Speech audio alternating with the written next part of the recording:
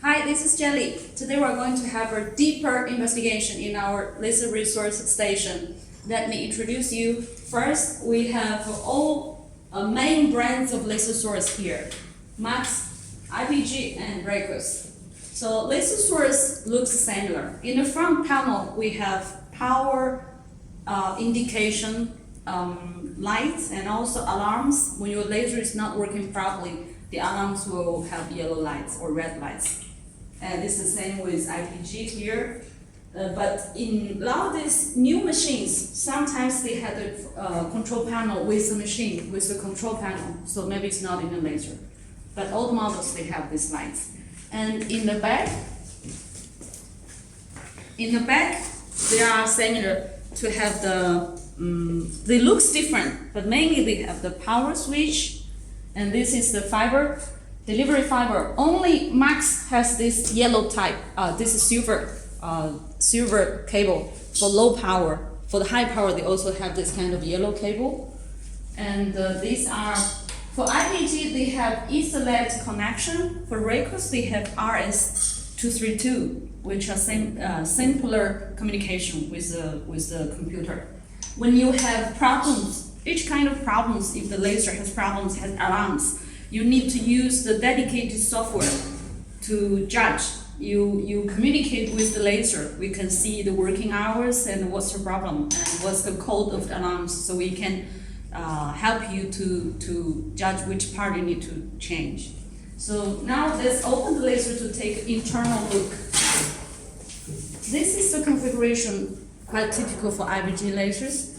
In the upper side is the optical module, and this is the water pump, water in and water out for cooling of the laser source, and this is the output of the laser.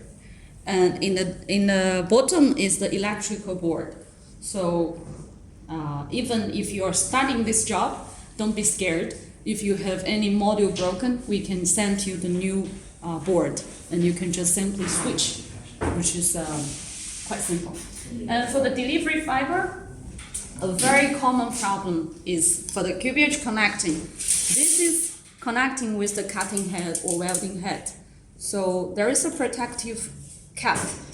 Very often that you will have, if you switch the cutting head or you just plugging it, if the environment is not clear enough, you will have dots or dirts on this head. Then you need to change a new one. Otherwise, it will burn the collimator in the cutting head or burn the crystal. If the crystal is dirty, very unfortunately, you need to change the whole delivery cable, which is not only cost of this cable, but also you need professional engineer with the splicing machine to switch this for you. So now let's take a look at the splicing machine. This is a slicing machine. We have another video. Please click the splicing machine category. You will see the video of how to use this. And and this has many brands like Fujikura, or this is an American brand. We also have Chinese brands with different price range. And this is a cleaver, which to cut the fiber before splicing. And we also have a power meter. Where is the power meter? 功率计在什么地方？啊，这里。